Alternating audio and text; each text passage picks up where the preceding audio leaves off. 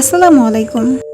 কাঁঠালের আটির অনেক ধরনের রেসিপি রয়েছে, যার মধ্যে সবচেয়ে বেশি জনপ্রিয় কাঁঠালের আটি ভর্তা।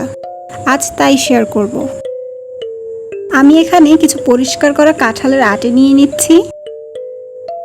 এগুলো একটা প্রেসার কুকারে ঢেলে পানি দিয়ে কয়েকটা সিটি দিয়ে নরম করে নেব। আমি ৩-৪টার মতো সিটি দিয়েছি, আশা রাখি এতেই নরম হয়ে যাবে।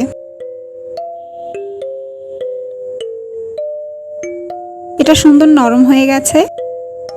এরপর প্রেসার কুকার উঠিয়ে নিয়ে চুলায় তাওয়া দিয়ে শুকনো মরিচ ভেজে নেব। এরপরে ভেজে নিচ্ছি কিছু চিংড়ি মাছ।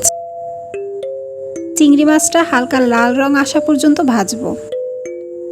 আমি ভর্তায় ভাজা পেঁয়াজ দেব, এজন্য পেঁয়াজ ভেজে নিচ্ছি।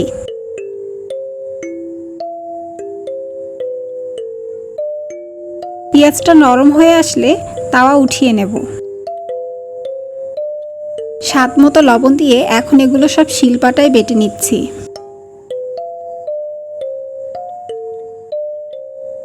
এখন বেটে নেব সেদ্ধ কাঁঠালের আটি। সবটা মিশ করে বেটে নিচ্ছি।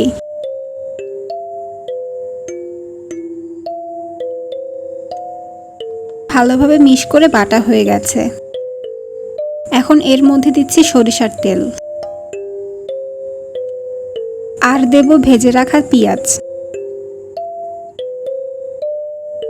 এখন সবটা ভালোভাবে মিশিয়ে নিচ্ছি।